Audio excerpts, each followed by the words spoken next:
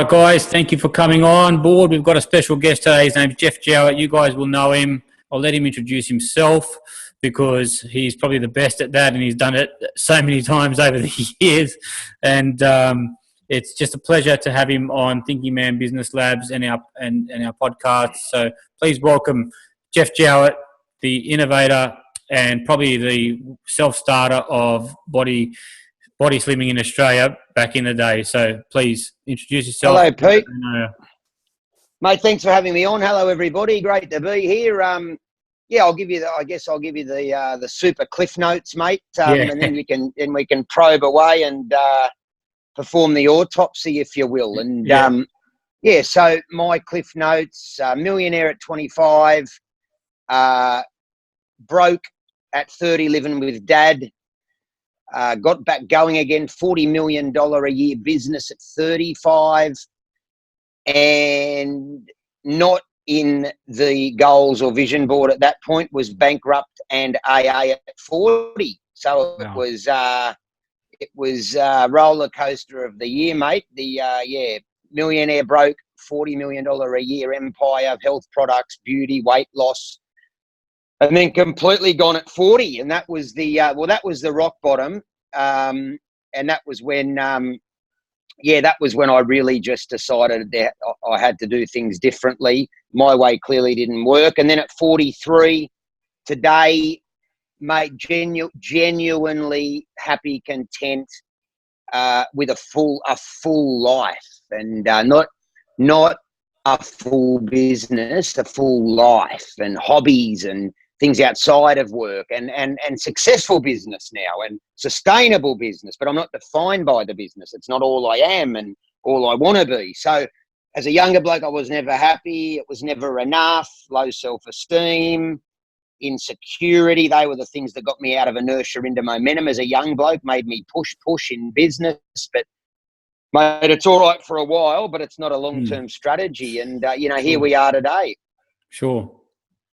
That sounds, I mean, for people, just so people know that, like, you and I don't know each other that well. So this is really like a fly on the wall conversation. You and I getting to know each other in front of the world and learning about it, what each other does. So I'm a business coach. I help people, come back from, business success and all that sort of stuff. So I do all that. But at the same time, I wanted to create a podcast where not all the stories that you read isn't what they're cracked up to be. Do you know what I mean? Like you can go and see somebody on television, and behind those headlines, behind the suits, behind the Maserati, there's a whole bunch of shit, right? And talk a bit about that, because maybe you hit around that for a while. Yeah, mate. Well, absolutely, I did. One of my sayings is, no one's as good as they look, but we're all much better than we think. Yeah. So we look at success and people succeeding, and we think they're amazing, and wow, and how did they do that? Look at them, and I couldn't do that, and look at me, and it's all bullshit. It's not reality. Everybody has got insecurities, fears, and doubts.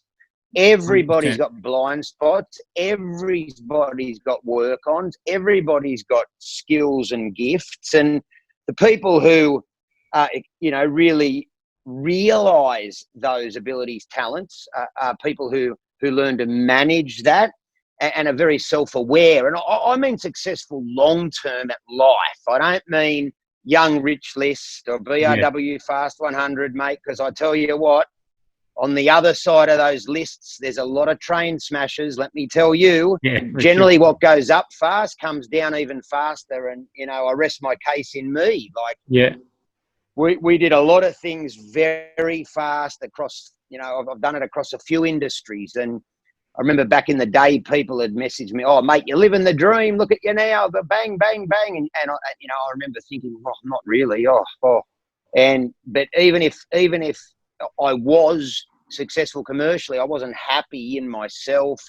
I wasn't at peace with myself or where I was. I call that the disease of more. Mm-hmm. But I mean, whatever you've got's not enough. Or the disease of when. Like, when I do this, it'll be good. When I. And as soon as you do that, you're on to the next thing. You have your dinner at Rock Pool. Yeah. 3-hour celebration where you love life, unless your mate rocks up with a better bottle of wine and a better table, then you're depressed and you're like, fuck, this is shit. But, you know, you have your 3 hours in the sun and you how good's this? You know, you swan around and, oh, hello, waiter, I'll get me that one. And the next day, mate, you're back to it. You wake up, you're like, we've got to go harder. We've got to go harder. And off you go again for 3 years, just killing yourself. And, you know, if today is a means to an end, you're never going to be happy. And that was me for 20 years. Like, it was always a means to an end to get me somewhere else. Yeah, but you can't go anywhere else other than where you are. Because, like, time is a bit of a construct. Yes, the sun rises and sets, but we've only got where we are. So if you hate where you are most of the time, that's shit. That was me. And it was always about over the hill. It's going to be over the hill. It's going to be mint. Get over the hill, and then you need another one and another one and another one. So there's a balance, striving and being. You can't just strive all the time. Yes, and that's I guess that's one of the things that connects everybody. And even though your story, most people wouldn't have made $40 or $50 million in their lives, but at the crux of it all, you're just and correct me if I'm wrong, you're just a normal guy that had a business that made some money. But there's people out there in day to day that are trying to keep up with the Joneses and doing all that sort of stuff. What sort of tips do you have for those people that are trying to do that sort of stuff? Mate, good one, Pete. I say, you know, who caused the stress, COVID or the Joneses? And I'll explain, because really interesting this time, the timing of this. Well, everybody in the world is affected by COVID-19. Very, very, very few are infected by COVID-19. Yeah. We're all affected, right?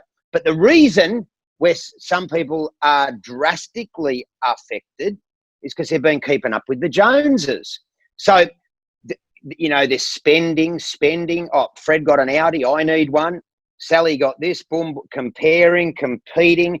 Like, if you don't have financial buffer in the good times, mate, how the fuck are you going to go good in the bad? If you got no meat in the sandwich when it's good, you're gone. And I do a ton of stuff in real estate, and everyone's banging around with the Hublots and Panares and whatnot. It's all great, but mate, my iPhone tells me the time. Thank you very much. And I, having learnt, mate, I went from the 6 Series BMW to the Maserati, Ferrari, all the bells and whistles. Nothing was enough. I'll get that. And now, mate, my car costs $3,000, including GST. Hyundai gets absolute weapon done. Mate, I'm going to drive it until the chassis snaps, mate. Good on you. I don't give a rat's ass, mate. Like, because I've been there. And let me give you the red hot tip, as you might well know. Like, when you hit the skids and you are dead set rock bottom fetal position, mate, you're there by yourself. Yeah, true. All the fair weather friends at Ivy Penthouse that you were splashing money on, all that, mate, they're not there, funnily enough. They're gone. So surprising, eh? Mate, but as I say, look, you attract what you are. And I was a massive tool, massive wanker, massive ego. Look at me. So I attracted that. It's a magnet. Sure. It's always me. It's always you. Like, we attract what we are. And that's a hard pill for some people, because they can't really cut. But the only common denominator in my life is me. The only common denominator in everybody's life is them. No one else. So they might blame the partner or this or that. But from day dot, the only person who's been there for all of it is me. So we play a part in everything. But most people, me included for a long time, I'd take the credit for the wins and I'd blame someone else for the blunders, right? So, and really what we do, we take more credit than we deserve for the wins, generally, because it's a team effort. 100%. And we blame the other bloke when it goes south. But we've been there for all of it, and we contributed to both. And it's not until you raise awareness and take ownership of all of it that you can actually have a platform to build, a genuine platform like that goes 5, 10, 20 years, sustainable growth that compounds, not this shit like me, mate. That is tiring. Like, it's high anxiety, high pressure. No one cares anyway. Like, no one cares what car you drive, how much. No one cares. People think, oh, you know, people care. They don't care. They're thinking about themselves. Yeah, exactly right. And it's so true. So when you do go back to today days, and if you don't want to go back to them, you don't have no, to. I'm mate. sweet, mate. Go for gold. Rock and roll. But if you go back to the days where, you know, you were on every single TV station, spruiking your stuff and doing what you needed to do, what are some of the learnings that people can take out, even though you made some mistakes and you ended up, you know, doing what some of the bad stuff in society that you will probably touch on later on. Sure. What are the takeouts from a marketing perspective that you think some business people can learn from you? Oh, mate, heaps. Yeah, look, but the two businesses that I had the most success with founding, Vision Personal Training and BodyTrim, both of them were in a crisis.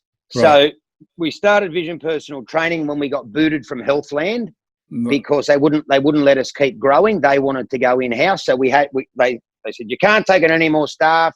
If a staff member leaves, you can't replace them. So I went, let's go. And, mate, we went and opened our own. And Whooshka, now there's about 60 of them around Australia and New Zealand. My partner in that, Andrew, is still the franchisor. I did the keynote for him in the Hunter Valley. And, mate, great business, great bloke, great success. But, we were forced. We were pushed out. We didn't have a choice. Bang, so we took action.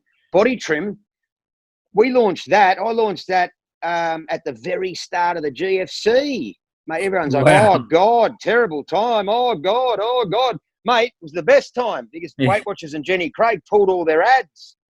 Yeah. So, mate, I was buying distress media, like 30 grand page in the Sun Herald for $5,000. I bought Channel 7, 9, 10, Fox, Morning Show, Kerry Ann.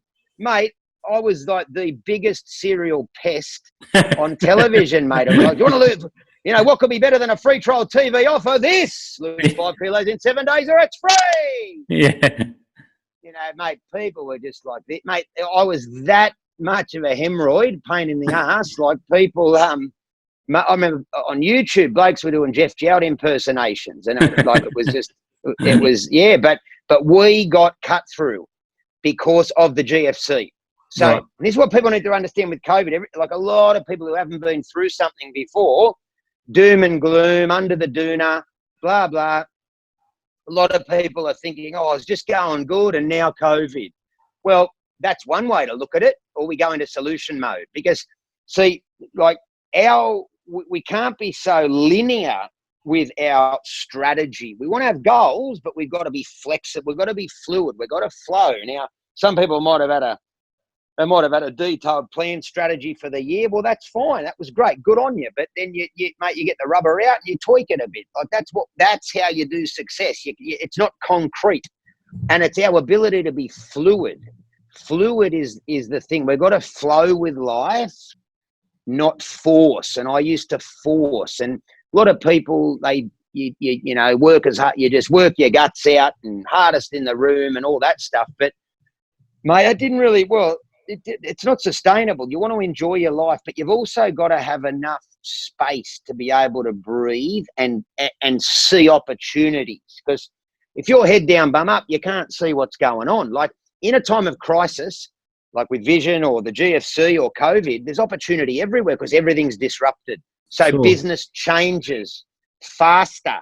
So when there's faster change, there's more opportunity for the people who are awake and their eyes are open. But if you got your head down, you can't see what's going on. So my advice, so in this time, there's a lot of opportunity, but the problem was caused 6, 12, 18 months ago, people living beyond their means. So you cannot be attached to anything. If you want to be powerful in business, you cannot be attached to anything. What I mean by that is if you can't pay the bills, big car, small car, big house, small house, done. It's your ability to act without emotion, without the story, the narrative. I work hard. I deserve this. Get rid of it. You've got to be flexible and fluid to be able to do that fast because people will sit on a decision for 3 months, spin their wheels. The people who are the most impressive, they go boom, boom, problem, solution, go. Problem, solution. That's what it's all about. So you want to be flexible. You got to be able to move quickly, not be attached to I did this and I don't want to do that. No, no, no. You got to do what you got to do. You do what needs to be done without the bullshit. And in a time like this, there's opportunity everywhere because of that. And I do a lot with real estate agents. That's mainly what I do now. And, you know, a lot of them were a bit rattled, but I said, guys, hang on a second, stop. Okay, so a bad real estate market for a vendor is very, very different to a bad market for an agent, because you guys you facilitate the deal, you get a clip of the ticket. It's a different vendor now. There's an old world and a new world. So people selling 6 weeks ago, they'll be very hard to sell now because they're still in the old world with what it was worth. So I give them strategies on what to do there. I give them, alternate choice, takeaway, close, why they do that, bang, posture, really important. But all of it, there's a whole new world of vendors that want to sell, that have to sell now. Entire industries have been shut down. People who've got a lot of equity in their primary place of residence, they very well may sell now. So there's a new wave of vendor. But if people are looking at the old vendors that they missed the new ones and they got nothing. A lot of my clients had 10, 12 listings before COVID, then they had none. They're like, oh, it's like I'm back to day one. No, you're not. You've got a database, you've got a brand, you've got massive amount of knowledge. Go and do these things. And then a week later, they got 5 listings again. New world, old world, new world. But you've got to be able to reset. People get stuck. They get stuck in, it was like this. That doesn't serve you. And people have got to ask themselves, does this serve me? This thought, emotion state I'm in, does it serve me or is it holding me back? Sure. And how does that work for you? So I've worked in the real estate industry myself, where I've consulted to various real estate agents in the past. And obviously there's different types of real estate agents, some that really want to take on board what you've got, and then some that are really stuck in the mud with their 20-year ideas of how things are supposed to be done. And it's like, mate, you've never sold a house, so you're not going to be able to help me. So it's quite a difficult industry, if that makes sense. Yeah, no, it is. Look, I guess for me, I just fell into it, Pete. Yeah. I did a bit of stuff with a bloke. I was good friends with John McGrath. He got me to speak at a few Kickstart events for his Queensland, New South Wales, Melbourne, Victoria. And it was just very organic. It wasn't a plan. Yeah.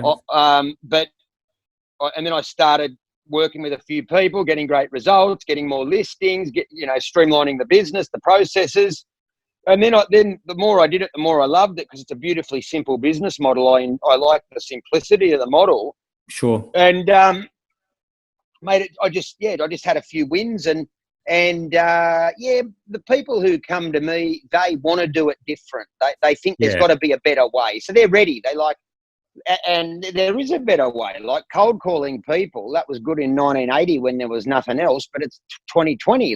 So my methodology is very different. It's more sophisticated. I call it permission to sell.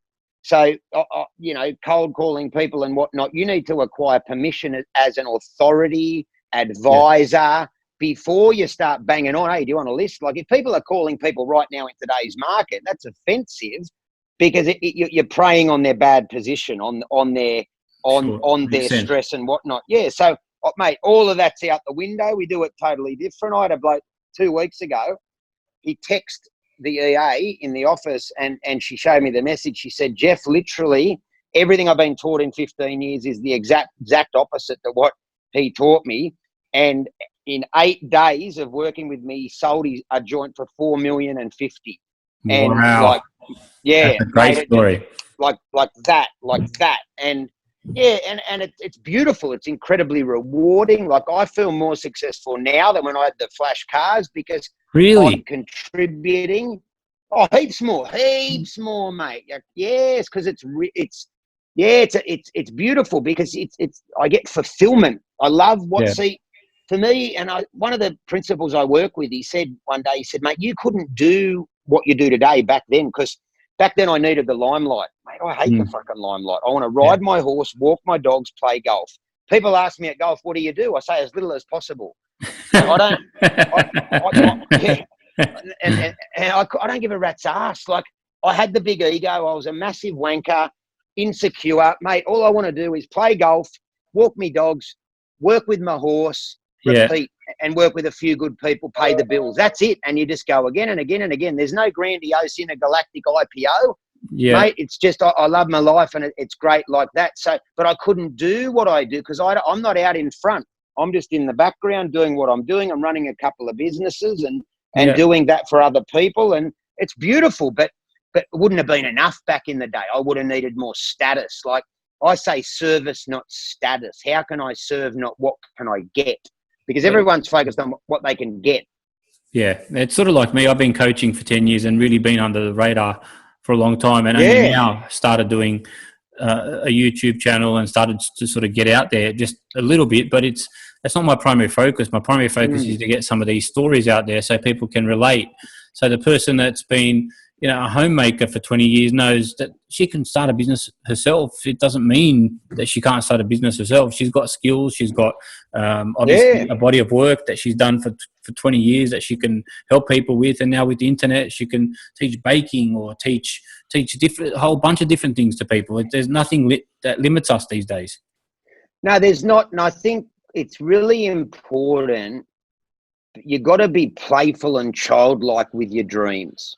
Because what we do is we you know, what if failure, if success was guaranteed, well, what would you explore? That's step one. Just if you could do anything, write it down, come back, and then we'll have a look at that. Because I teach people how to be resourceful and what the next step is, and then let's have some conversations around that. Who do you know? Pick up the phone, have a chat to them. Like it's to get an idea off the ground. And I think this is what I somehow knew instinctively or intuitively. I just was very resourceful. So I would just talk to as many people as I could. Who can I talk to? Who can I, boom, boom, boom. And you have it's 50 conversations and you're learning, that person to that person to that person. Each time you're solidifying the idea and, that won't work, this. But most people, they won't make the first call or have the first chat. Right. They're paralyzed at the start. No, it's never about the first chat. It's about the 51st chat. Yeah. It's that. People are doorways. They lead you to people. You keep chatting and learning. And then this embryonic idea takes shape. And that's what really entrepreneurship's all about, for want of a better term, because everyone's an entrepreneur these days, it turns out, mate. But that's really what it's about. It's more conversations, more people, more learning, failing forward. Plan A never works. It's normally about plan F. So you just keep going and pivot and change. Like you've got to be, again, entrepreneurship. That's what that's about. I've never seen a business fail on the business plan. It looks good on paper, but then you go live and all sorts of stuff happens. And that's what it's all about. And when it does fail or when something does break, what do you do then? Do you respond or do you react? It's responding. It's staying calm. Okay, that's happened. That's interesting. What did I learn? Boom. What did I learn? Boom. Like these are the default positions, not holy shit, the world's ending. Boom. So you've learned obviously through some of your mistakes, obviously how you responded the right way and the wrong way, right? So you've done some things right and some things wrong, and yes. If you're giving people like 5 or 10 tips of the right and the wrong way, what would you sort of be saying to them right now? Sure. They're in COVID. They don't know what to do.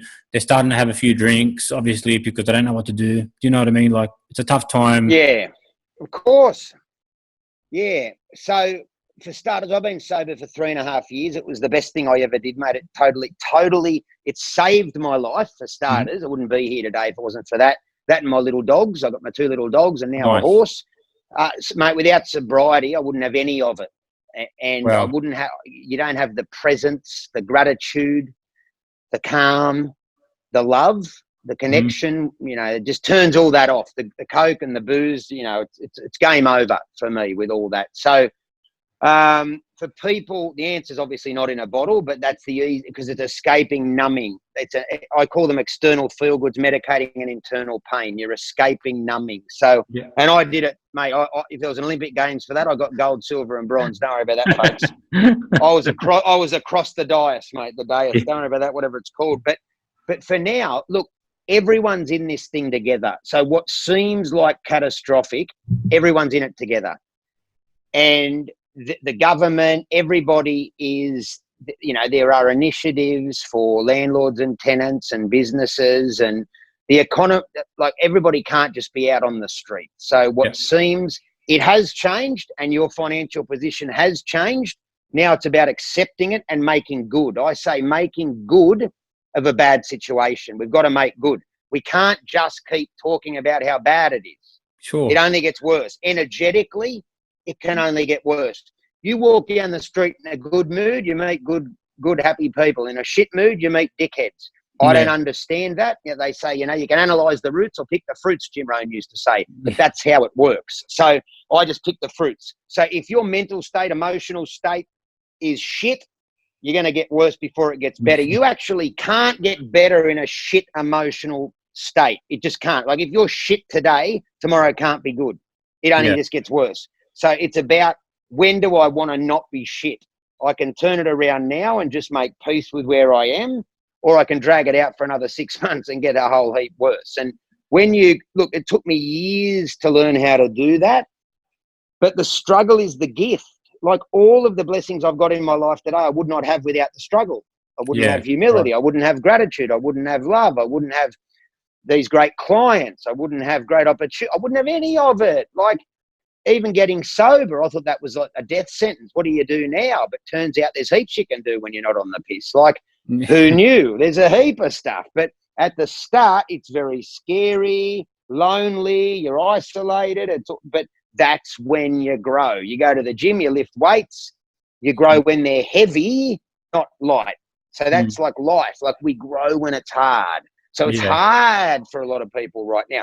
The biggest thing out of this, regardless of the Joneses, you got to have 3 months financial buffer. You got to. That is rule number one people need to take out of this. Now, if that means you got to get a smaller house, do it. Because you cannot think. You cannot be strategic if you are in overwhelm, panic, anxiety, fear every night at 3 a.m. staring at the roof. You can't do it. You're in fight or flight the whole time, and the onboard computer's got a virus. The brain's not working. So mate, you've got to have, with the money you were making, you should have had like a 4-year buffer.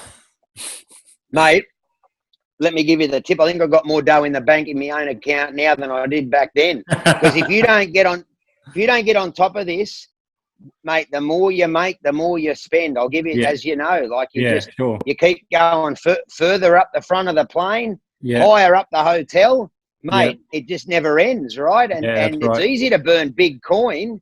Like I had weekends where I'd spend like 60 grand in the weekend, mate. Like it mad, like it gets out, like crazy stuff, mate. Like, but it doesn't stop. And then you'll go to Mykonos or Ibiza, and someone will drop 100,000 euros in a night. Like it doesn't stop. This rubbish. It is complete insanity. It's madness. And happiness does not live at the end of that. Yeah, no way.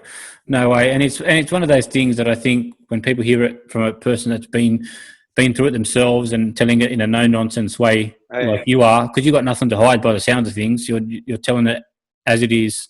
Mate, I went from running a $40+ million business to putting out the chairs in AA. There's not much to hide. Literally, roll call. I was the CEO of AA. Not even. I was just on my day. I put the chairs out, mate. That was my performance indicators, putting the chairs out and taking roll call in fucking AA and NA, mate. I was in all the A's, narcotics, alcohol, fucking all of them. Yeah. So, but that is the freedom and peace. Just complete ownership, and you make peace with yourself and the world, and you come out the other end of it, and it doesn't happen in a week. It doesn't happen in a month. And it's going to be hard. Just like us, both of us as coaches, I know for myself, I get absolute satisfaction when my clients get the success that they need. There's nothing better than that. You get the money and you get paid, and you get what you need to get as a coach. Obviously, we get paid well for what we do, but when you get that result from a client that you know has worked really hard, there's nothing better than that. And I think you can talk about that. Mate, it is, and that's why I absolutely love what I do, watching people develop and being able to use my 20 plus years of starting businesses and scaling them and knowing like where the traps are. So from recruitment to every facet of the organization and scaling and what to do, what not to do, too fast, too slow, head count, payroll percentage, all the different variables that you just learn after 20 years. Sure. That no one knows early on. So I love being able to navigate so that people can avoid the blunders or a lot of the blunders. That you just run into. I just run into all of them at pace. And now being able to help people and steer the ship and navigate, it's incredibly rewarding. And just watching them start to believe in themselves. Like you see the look in their eyes, mate, when they believe in themselves. It's a beautiful thing. Like that's what I love. That's the reward for me. Yes. And that's why I enjoy it so much. And I didn't get that feeling from my own stuff like I do watching others, helping others get it. It's a lovely, it's a reward. It's really interesting. It's just like when you give a gift or you receive the gift, it's almost the same sort of thing, right? And it's interesting for you to say that. So how many staff did you have at your peak, do you think? Oh, mate, we had 130 plus at BodyTrim, I think. Yeah, we had a decent head count there and a lot at Vision and in the 100 plus. Yeah, sure. I've never had more than 200, but we've had 100 plus and lots of different departments, and we had an office in London for BodyTrim, and so all sorts of different things. And the LA at one point, we were doing business over there. So again, we went so fast, we went way too fast because we didn't have the scaffolding around it, and we just sort of jumped on every opportunity, and it was a bit of a house of cards. We didn't have it solid enough. Next minute we're in LA, and next minute we've got the UK office, and mate, if you haven't got, you talk, because scaling business is about transferring leadership. If you don't transfer leadership, there's no leverage, and then you can't think, and then you just snap.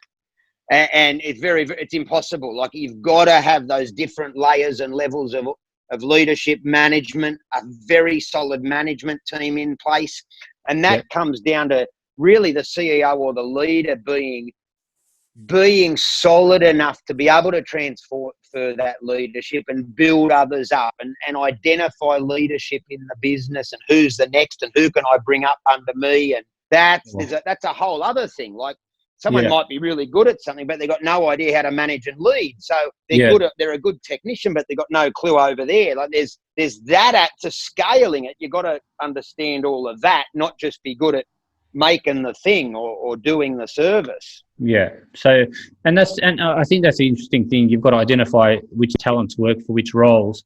But there's the other aspect now where we've got this COVID stuff going on, and we know there are some people, and I know we're running out of time, so I'm really sorry, mate. No, you're right. That's all right. Couple of minutes, we're good. We know there are going to be some people that are really going to hit rock bottom over the next couple of months. There's no doubt about that. And I really feel bad for them because they're all trying to pivot. They're all trying to find what they can do. And for some people, there are options. For some, there aren't. Whatever it is, right? But I've hit rock bottom in the past, and I've given my view on it in the past, and people know my view on when I've hit my rock bottom. But what was it like for your rock bottom, and how did you actually get out of it? Was it years? Was it? Mate, it was probably a year. Yeah. Of just pottering down to NA, AA, and just mate, you just got to slow down. Like my mistakes got worse because I was like, I got to get back to where I was. So then don't play catch up. Like, you ever watch the footy team play catch up footy? It's horrendous. Yeah. Mate, they're throwing the speculator and it goes over the sideline and the chip and chase gets intercepted and don't play catch up on the sports field or business and life. It's a train smash and it's like you're going in slow motion and like you gotta just forget where you were, accept where you are, and make decisions accordingly. Like trying to get back there, make more, so mine got worse because the next, they're just reactive choices. They're not planned, strategic, calculated, and you're jumping into things. Yeah. mate. And then it is horrendous. And you run out of runway and you're like, boom. I read an awesome quote the other day that said, when you're in survival mode, you make stupid decisions. You've got to make sure that you get out of that survival mode stage and just get into the mindset of, okay, what am I actually going to get done? Yes, that's very true. The survival mode is terrible. You cannot think, you cannot plan, you can't see. It's like a fog. Yeah. And you're in fight or flight. So like you're jumping at everything and and that took me about a year or so to get out of, really. It took the harder you get flogged, the longer it takes. I bet. But also, if you define yourself by stuff, that is such a dangerous thing, because if you do go belly up, the very thing you defined yourself by, you're back, you're at naught. So you're going to be that depressed like I was, because that was how, feeling worthless is when you define yourself by your wealth. Yeah. But I don't define myself by that anymore. So it doesn't matter. I just do my thing, chip away, boom, boom, boom. That took time to just reprogram my worldview, my view on myself, my values. And then life really can be like I never thought it would be awesome. I never thought it would be. I thought, oh, well, I fucked it all up. That's the end of that. I had a good run. Now I'm just a bum. And like, that's how low and then fast forward a few years, mate, like it's magic. But it's not magic like I thought it'd be. It's very different, and thank God it is. So but we don't judge it too soon. Just because your plan didn't work doesn't mean there's not another plan. Yeah. Like just because we got a plan, well, we didn't invent the universe. Like, my plan might not be the best one ever. Who knows? Like, I'm happy to flow, not compare. Don't care. Yeah, not compare. Not compare. Don't care. Like that's it. Couldn't care, mate. I care more about mucking my horse's stable out and getting him a feed than what Fred's doing down the road. Yeah, that's the way. That's the way, mate. I'll leave you to it. Is there anything that you're doing in the next couple of months that you want our viewers to hear about? Any events coming up? Anything you want to sort of give? No, mate. At the moment, I'm just doing. I just do all my stuff on Zoom. If people are interested, they can email me if they're interested in some of that. But otherwise, mate, I'm good. I'm just chipping away. I know you're on stage with Glenn in the next couple of months. You're doing a Zoom with Glenn Twiddle. Oh, we did one last week. Yeah, and we do a bit. I jump on a bit with Twiddle. He's a champion. So mate, I just bounce around and do a bit with good people, and that's it. All right, mate. Look, I really appreciate your time and your openness, and we'll catch up again one day, I'm sure, once I'm up in Queensland. Absolutely, mate. All the best. All the best, See mate. you, Pete. Bye, Take mate. Champion. See you, buddy. mate. Bye. Bye.